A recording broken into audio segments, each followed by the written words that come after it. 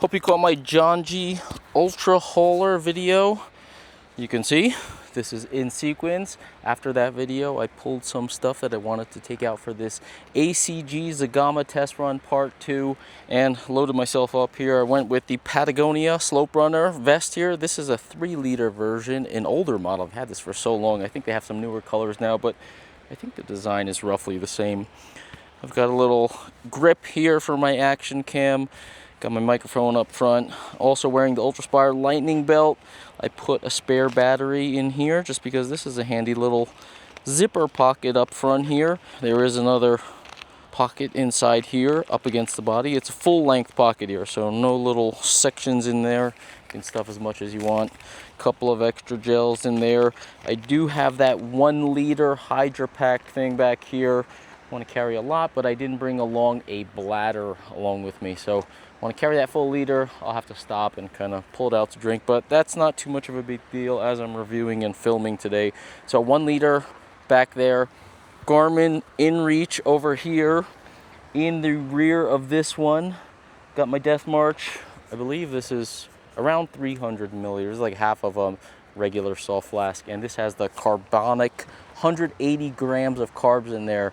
So pretty easy to stash that in there. Got my weight distributed around me pretty evenly, and I still got this airflow coming through my arms, and we'll see how the rest of it performs while wearing a vest.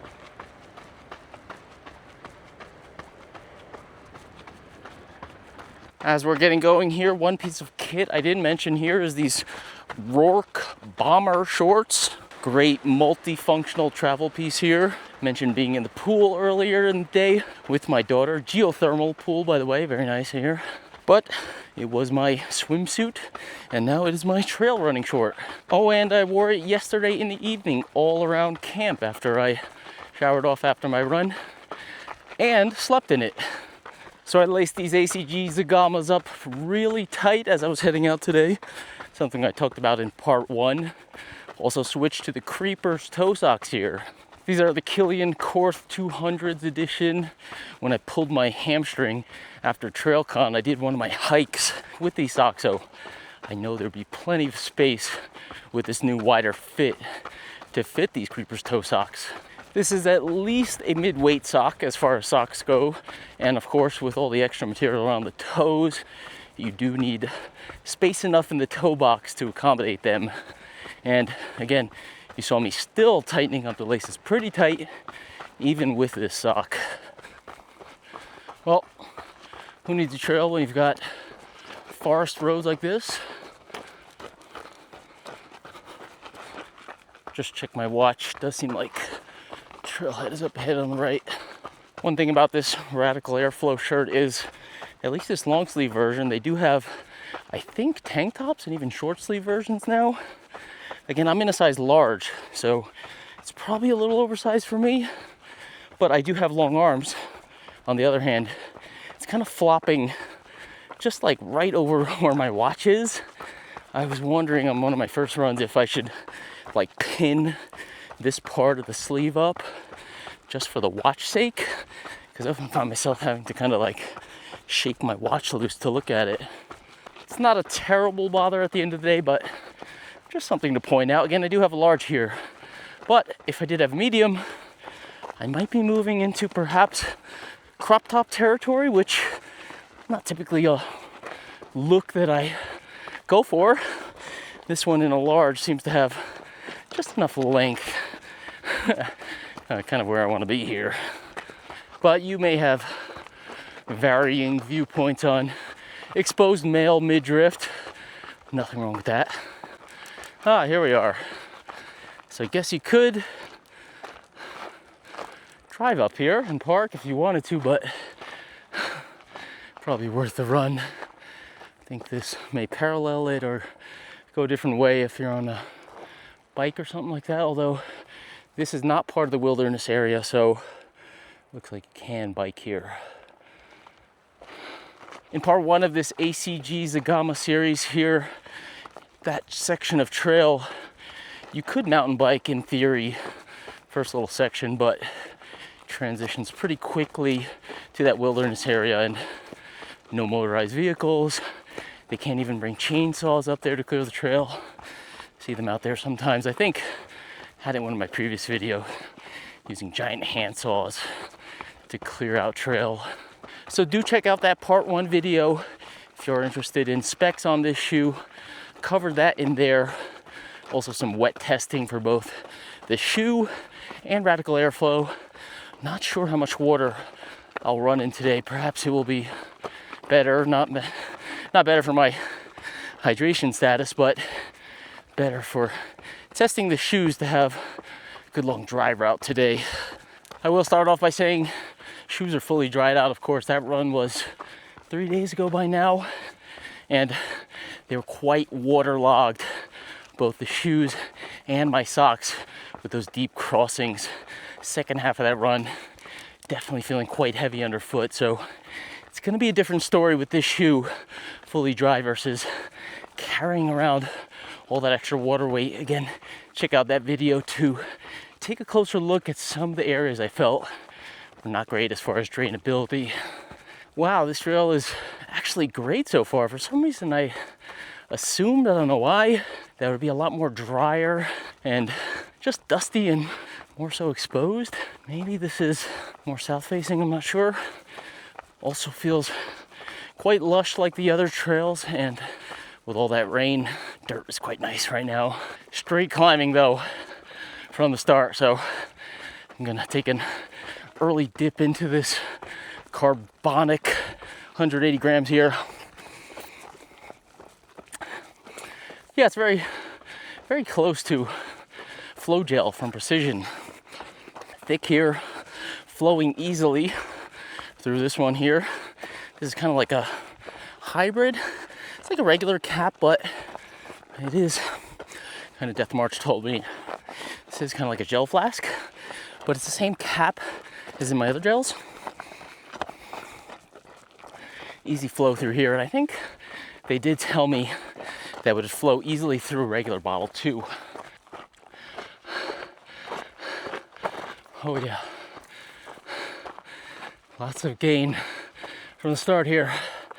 So the feel of this ACG Zegama doesn't strike me as an overly protective shoe, in the sense that it doesn't feel firm. There is that plate around the forefoot, but has the feeling, again, a lot of that Zoom X underfoot, and also quite flexible and quite wide.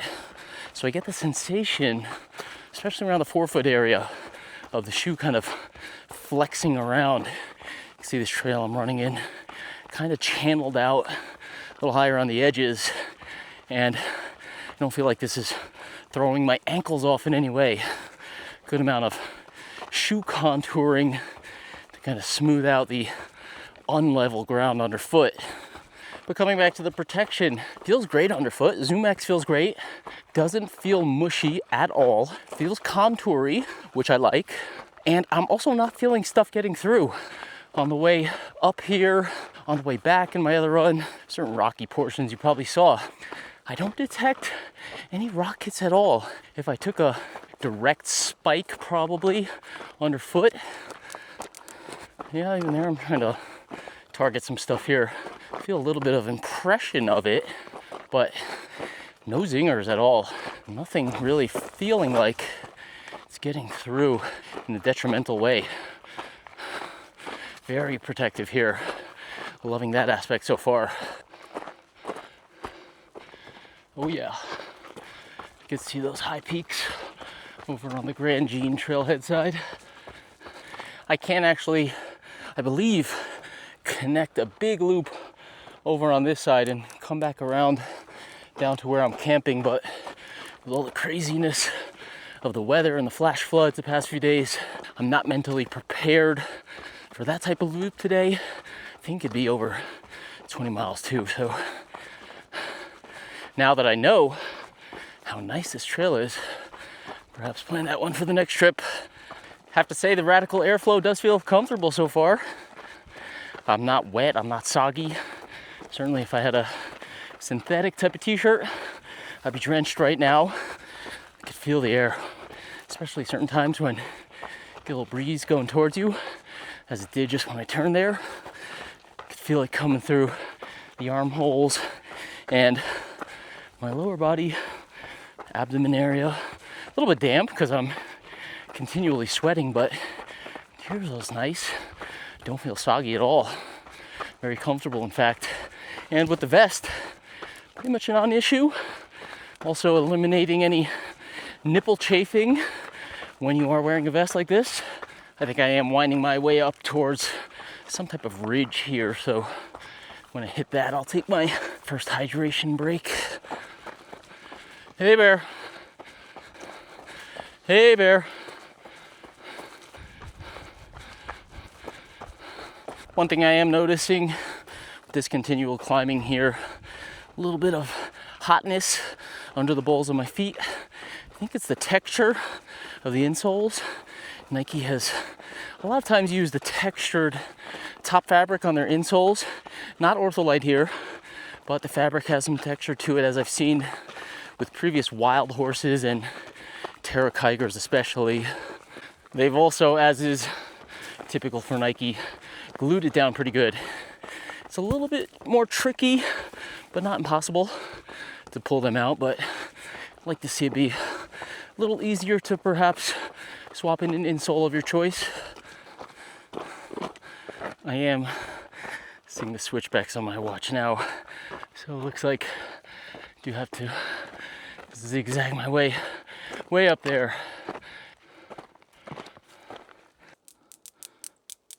I'm being circled here. I'm not going to do a full review of this Lightning belt here. I want to get a few more runs in it, but a little different sizing than that Dara belt I had the other day. I have a small here, but this small is tighter. It's a little bit tighter to pull on, although probably about the same as the Raid LF2L, but looser than the UL 1 liter, which I also have in an extra small. That UL 1 liter is the smallest, tightest belt that I have, and it's the same size as the 2 liter belt. This one, again, small, same as the Dara belt. It's a little tighter, and I like that because I feel more snug. You have different kind of cinch points here. You have 2 of these, 1 on each side on the higher kind of hip area, and they did structure this belt so the lower area is a little bit wider. You have kind of a conical shape where it's tighter up here anyway. Plus you have those cinches, and this is a little bit kind of wider, the circumference of this one here, and it works really well. I feel like I have a nice snug fit in this size small here, similar to, I think I've got all of my UltrAspire stuff, including vests, not this one, the Alpha 6 back of the truck in a small. But similarly to the Dara belt, this is better than the Dara belt. It's not this interior panel along your back where I have to pull the outside one. They have a handy loop here, which is nice. So that's good to separate that outer panel, and then it makes it easier to get it in there. This is still, I think, a touch loose. It could be just me. Again, this cinch is cinching the tightness around your waist, but it's not like affecting the tightness of this interior panel here. That is one thing that the Raid LF2L probably is the best fitting belt in regards to that area. They have a little foam insert there, and that interior panel on the Raid LF2L is right up against your back, like really tight, and it's so easy to kind of pull the outer panel out and get your bottle or whatever in and out. That is a key feature of that belt.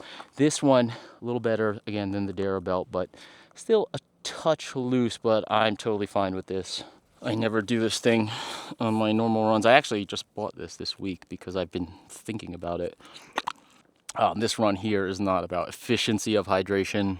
I figure this would be handy to save myself 20 to 30 extra minutes of audio editing. When you have that kind of stuff, I could do things with like voice isolation, but then I have to level it. It's such a pain in the butt. A little inside video editing there, and then again, in case if you're wondering why I'm carrying this thing in the back there, but it is quite comfortable and stable on the run. So if you're hiking or something like that, and or trail running, and you know you're not in a super rush and you have time to kind of take a little break, enjoy the view, things like that, pull out a little bottle to hydrate, maybe have a little snack or lunch break. It's a good hydration option. Checking the watch here, 2.5 miles in, 1,430 feet. Not as much gain as the ski hill from my Rossignol video, but quite solid for being out on the trails. Foothold and security of the ACG Zegama here is really nice. Probably better than I expected. Maybe it's feeling a little better today with these toe socks in here. Again, quite a lot of volume in that toe box there. This is going to be great for those with wider feet. If you do have medium or narrow width feet, you may have to make sure you wear a thick enough sock or something that feels comfortable enough where you're filling up that space. I am in my normal Nike US 10 here. I could perhaps or surely go to a 9.5 and wear thinner socks here, but I don't think that's the intention of this shoe, given the cushion level, kind of soft interior padding, built for longer comfort miles, and I wouldn't want to kind of go the tighter fit, get thinner socks in there for that more kind of racy, secure feel. I don't think it would work that well anyway, again, with the softness of padding, especially in the rear heel Achilles area of the shoe. I think it does make more sense to just make sure you have that full thumbs width ahead of the toes in this kind of shoe. And I say for any type of shoe that you're going to be running longer in.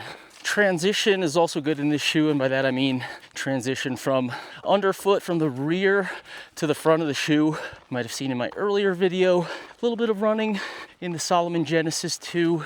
That shoe's designed, I think, more as a technical shoe and technical comfort, not as much as, say, the S-Lab model of that shoe.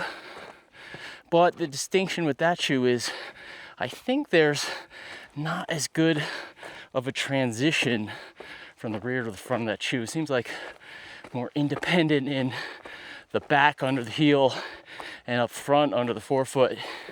And that can be good in certain more technical scenarios, but ACG Zegama here, I feel like it's probably more runnable. That transition from front to back, or say around midfoot, if that's where you're landing, feels a lot smoother when you are actually running. I am switchbacking at the moment though. Ooh, tight ones coming up.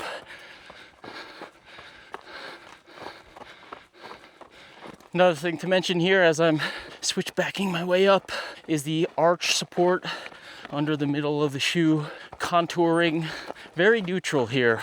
I did answer that one question in my last video about feeling a little bit of a bulb up under the forefoot, not really under the arch. Again, I do think that's due to that small forefoot plate up front there, but under the arch, nothing big sticking up there, pretty much on the neutral side. Here, all of this kind of jagged mountain rock here, not feeling any of it underfoot.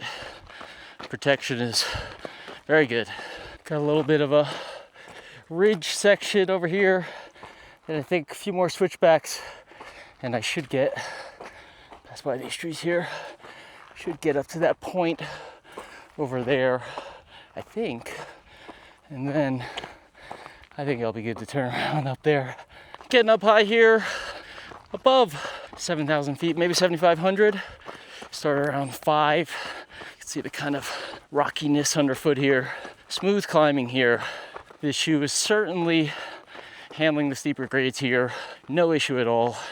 Vibram Mega Grip underfoot, 4.5 mil lugs. Traction is perfect in this type of terrain. My lower legs, especially my right Achilles, feels happy today. So that's an indicator for me of good support underfoot when climbing uphill. Yeah, I think we're gonna bend up to the left to that peak up there, and we'll see what kind of view we have. I do have to say this Carbanic drink mix here is going down really well. About an hour in, drank probably about half of this, which is 90 plus some amount of my drink mix back there. Probably at 100 grams in the first hour here, and nothing at all. Stomach feels perfectly fine. 2-to-1 glucose to fructose here, by the way. Very comfortable in the stomach. If you are someone that does wonder or perhaps think about sometimes a lot of the plastic packaging that goes into these drink mixes. Perhaps you could alleviate some of that by taking a look at these. I believe they may have, or at least be looking into some type of on-the-go packaging. Not sure about that though, not 100% sure, but that'd be cool too. These you do have to mix beforehand. It's pretty thick, and you can do it in a soft flask, although it will take longer. Hard-sided flask or mixer bottle, as I did, can be the way to go. This is definitely going to be a ripping descent, I can tell you that much. But for now, still switchbacking up. Getting a peek on the other side of the ridge here. Is a bit of smoke in the area. I'm not sure where that's from. I know the Ohio Gulch, Ohio Creek fire started around Haley past couple days. Could be something like that floating over here.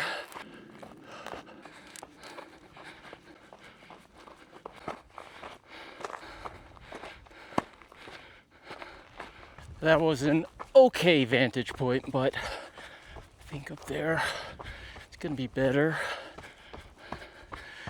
A little bit more of a kicker to go though.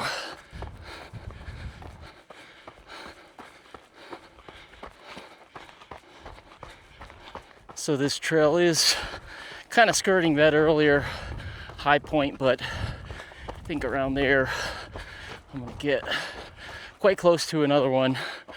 I don't quite want to climb off trail up here today, but get good enough vantage up there. That should be nice.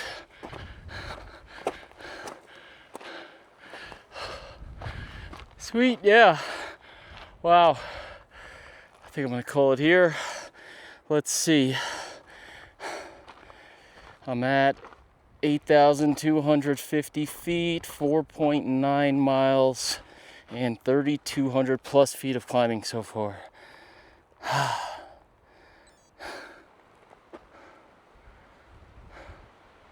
Zegama's here, handled that climb just fine.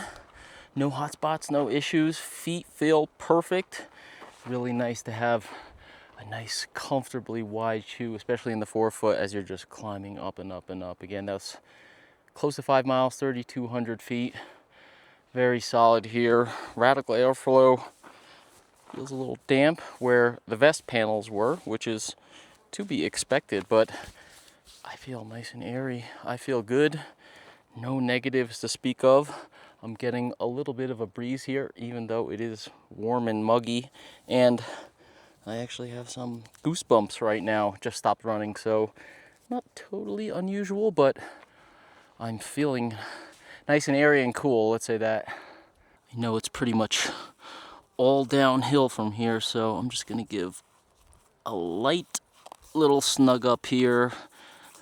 Heel hold is excellent, by the way, if I haven't already mentioned that. You can see no runner's lacing necessary.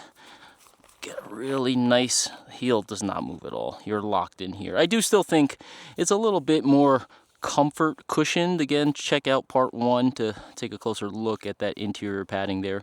I just feel like it could be a little bit firmer, a little bit more performance-oriented cushioning on the inside of here and the inside of this area. Basically all around the lower ankle and Achilles.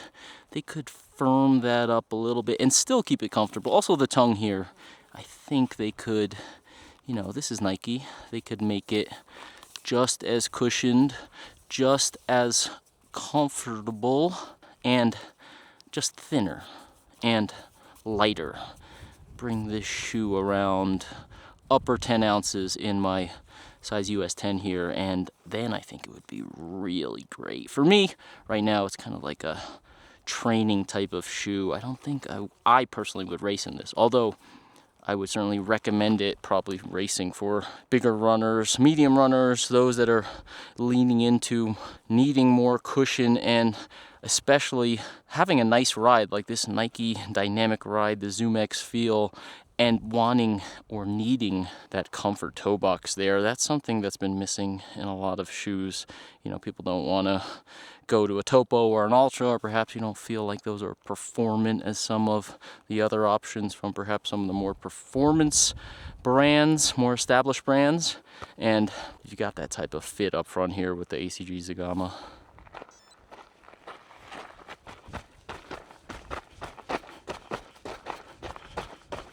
Feeling quite comfortable and stable running along this little side ridge here. Again, good contouring underfoot, very helpful in the downhill. I like the creeper socks here actually in this one. I feel like I can get a little extra grip with my toes spreading out here as I'm going a little faster on the downhill, let's say. I also have to mention I am liking this combo setup here, lightweight vest and lightweight belt. You could certainly kind of mix it up a little bit, go with a kind of higher capacity vest, or maybe the Mountain Racer higher capacity UltrAspire belt or other belt. They do have an even higher capacity belt on the way, I think. But I like the setup. It's kind of spreading things out. I like having that flask of gel in my lower back with a lightweight belt. A couple of things spread out around my waistband here. Lightning belt is great. It has side pockets too, so good organization for the trash and any other little items. And then the lightweight vest is good because, again, I can keep my water in the back, or if I wasn't filming and stuff, I could keep some flasks also up front. Higher capacity, keep gels. Right now I got my InReach up front here, popping off a couple messages here and there. Nice to have that handy up front. Just good when you have things spread out with the waist belt and a lighter weight vest here. You don't have things on top of things on top of things in like each and every pocket. You could have like one thing in each pocket, which is quite nice and easy to find stuff. So I'm yammering on here about my belt and vest setup while I'm tackling this downhill in the ACG Zegama. That is, I'll tell you, evidence that I'm feeling confident on the downhill here. This is quite smooth right now, so a little bit faster on this part, but coming down there was a little bit rocky and no issues at all. Love the ride, love the stability. Handles well. This is a big mix of stuff underfoot today. Turn coming up here. So final thoughts here on the ACG Zegama. First of all, go back and check part 1 of this series. You'll see the wet test and specs and more details, primarily on the upper. I think this is a shoe that's ultimately going to lean long distance, ultra distance, in fact, comfort miles. I'm echoing a lot of the things I mentioned at my turnaround point up there. Perhaps a race day shoe for some. Certainly if you're looking for that wider toe box, bigger runners especially. The weight is up there a little bit. That's going to affect more lightweight runners. Certainly there's a lot of racing type options, plated options, probably faster race picks, certainly in the lighter weight range, coming in about the 10-ounce range in my size, some even a little bit less. So that puts it 1.5 ounces to 2 ounces lighter. But then on the other end of the spectrum, you have the Norda 055, which is around the same weight as this one. So there's that. Weight is not necessarily everything. Certainly as a Nike shoe here, there's going to be wide availability. You should be able to find a pair of these easily, likely in your local running shop or even bigger stores. Try them on if you have issues around, say, the ankle collar, Achilles, heel area, toe box, obviously, with other shoes, those kinds of issues kind of hindering you once you veer into those longer and ultra distances. Definitely try this one on. this is going to be, I can't foresee anybody having issues, aside from issues caused if perhaps the shoe is a little loose or high volume. But other than that, I don't have a high volume foot. Got the creeper socks in here. That is filling up the volume pretty nicely for me at a medium volume foot, say. So outside of those of you perhaps with truly narrow feet, I think this is going to be an option that, if anything, is going to offer long haul comfort in the upper specifically. And again, check back part 1, details on the amount of ZoomX underfoot. Comfortable with that EVA carrier. Stable, small 4-foot rock plate. Protective enough, as you've seen on this route heading up and now heading down. Zero problems whatsoever for me here. Of course, depending on your terrain and courses that you're running and racing in, you may want to weigh the wet testing that I did accordingly. Maybe you have a sock that's better than the sock I was running in that you know is going to drain well, but I think there's elements of this upper that are going to perhaps hold a little bit of water. This type of route today, no creek crossings. Glad I brought that liter of water. My feet are totally dry throughout here, so in scenarios such as this, then it's like kind of a no-brainer if you're looking for some of those other long distance elements I talked about. So that's all for this Sunday in the Sawtooth run. Actually, I gotta check my calendar. You might actually be watching this midweek, but in any case, it's a Sunday for me. No World Cup, as I'm here with the trailer by myself, but look what I get to do. Who needs to watch people kicking a ball around on the boob tube? Thank you for tuning in. Of course, I will see you next time out on the trails. I think I've got one more coming to you from the Sawtooth, so keep an eye out for that one. Like and subscribe, notifications bell, all that good stuff. I'll see you out here next time.